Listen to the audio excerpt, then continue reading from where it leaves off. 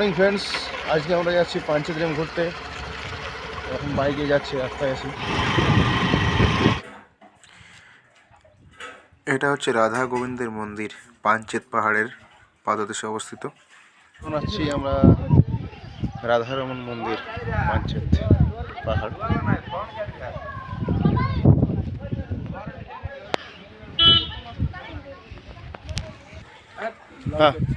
High বন্ধুরা, হ্যাঁ, আমরা চলে এসেছি আজ পঞ্চকোট পাহাড়ের নিচে রাধা গোবিন্দের মন্দিরে।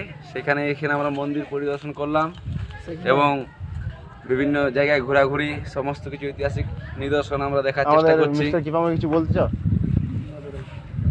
এখানে যে মন্দিরটা আছে সম্পূর্ণ প্রাচীন একটা মন্দির, পোড়ামাটি দ্বারা নির্মিত, প্রাচীন রাজাদের স্থাপত্যশৈলীর নিদর্শন। দেখ, মাথায় খচখচ আছে, মানে হয়েছে জানিস আদিবাসী।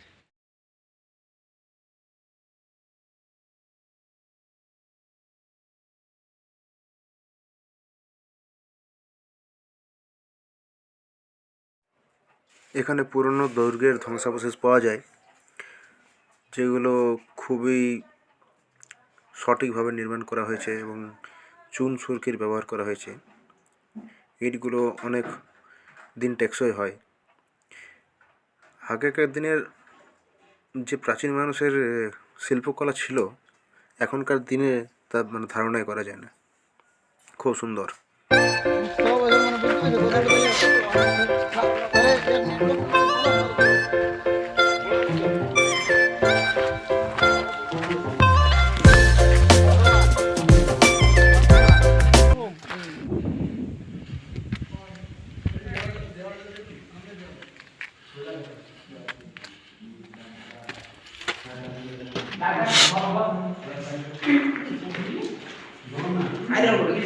রাস্তা আছে, বলে তো ওই সাইডে রাস্তা আছে।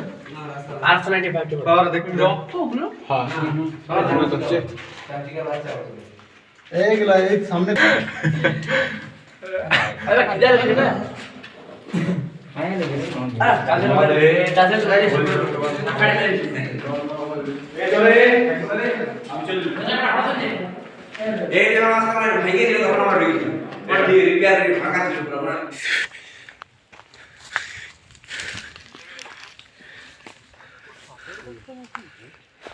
এটা বেলগাছ ই বড় সন্ন্যাসী বাবা। এখানে পাঞ্চেত পাহাড়ের নিচে অনেক হাতে তৈরি শিল্পকলার নিদর্শন পাওয়া গেল, যেগুলি যেমন মা দুর্গার মূর্তি, গণেশের মূর্তি, আবার পুরুলিয়ার ঐতিহ্যের বিভিন্ন উদাহরণ, হ্যান্ডব্যাগ। শপিং করার জন্য অনেক জিনিস রয়েছে, আপনারা চাইলে এখানে শপিং করতে পারেন, বাড়ির জন্য কিছু স্মৃতি হিসাবে নিয়ে যেতে পারেন। দামগুলো খুব সঠিক মূল্যের মধ্যেই আছে, 100, 200, 300 যেরকম শিল্পকলা সেরকম হিসেবে দাম। আমরা দুপুরে লাঞ্চ করে নিলাম একটা পাশের হোটেলতে, খুব সুস্বাদু রান্না। 80 টাকা প্লেট ভেজ থালি এবং অমলেটের 20 টাকা করে নিয়েছিল, খুব সুন্দর খেতে।